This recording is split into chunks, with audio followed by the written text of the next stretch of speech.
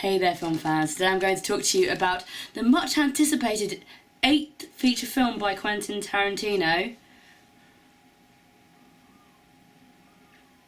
The Hateful Eight.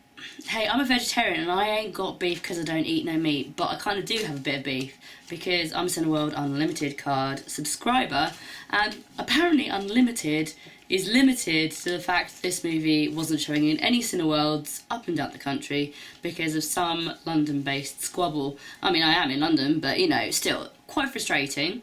So I had to shell out a pretty penny to go and see it. But you know, diligent reviewer, think nothing of cost. I do think about cost. It pisses me off.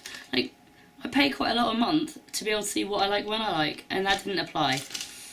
You, I've got my eyes on you, Cineworld. You pissed me off one more time. Anyway, breathe. Let's talk about the film.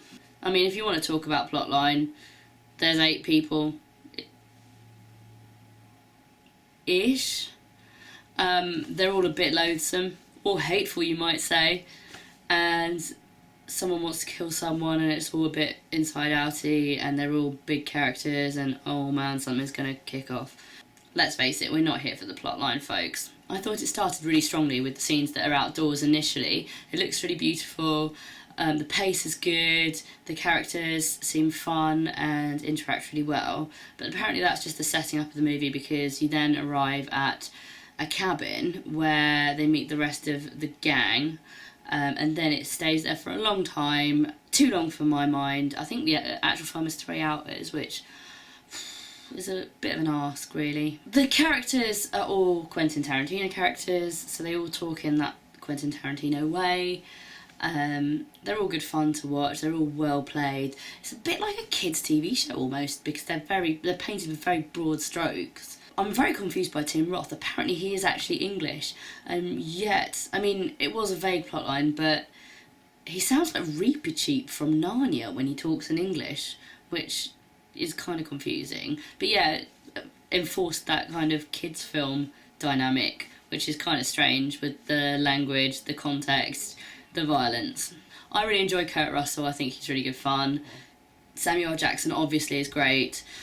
Jennifer Jason Leigh, also surprisingly good, really good. Yeah, she stood up very strongly against the male counterparts and really kind of drew your eye. As soon as you get to the cabin though, there is this theatrical element, because all the drama is happening in that one enclosed space, and you can see how it would lend itself to a play. Apparently Some Lucky Screenings also got a 12-minute interval. I didn't get that, unfortunately. I think that would have been great, just to have a little rest and come back into it.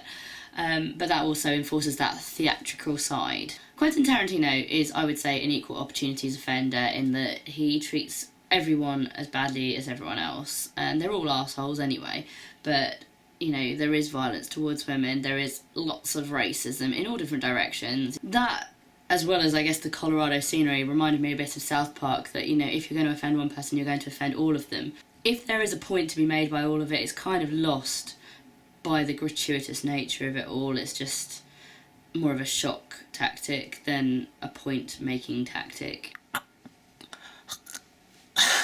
I guess there is a little niggle that the female character, you don't really know what she's done, but all the men are united in their belief that she is the baddie. So I guess you could say that that's a bit sexist. I guess people could argue that whatever the men's beliefs, they're united against the woman. But I just don't think it comes across that way, personally. It didn't bother me, but, you know. I did like that there was an element of a whodunit thrown in. I love a good whodunit. I'm a massive fan of all those Agatha Christie's and all that. But it was very quickly glossed over, and you didn't really wonder about it for too long. We just quickly moved on. And again, I say, let's not focus on the plot. That's not what we're here for, folks. Obviously, there is lots of gratuitous violence.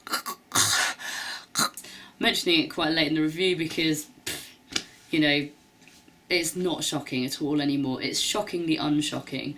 I mean, it is, again, cartoony violence. You know, it's completely over the top. So, you know, you become very blasé to that, I think, if you've seen any of his other movies. Quentin Tarantino's standard is very wordy, and as per, there are some shocking speeches that aren't very shocking, similar to the one in Pulp Fiction.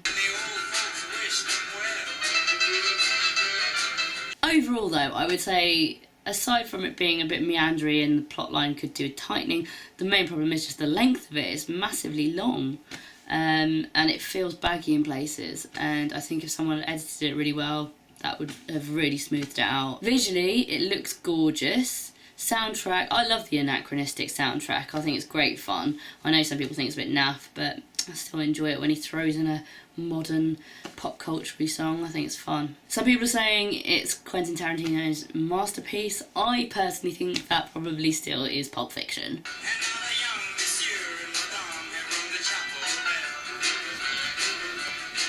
With a tighter edit, it would be a much stronger offering, but like much of his back catalogue, it is, in itself, Pulp Fiction.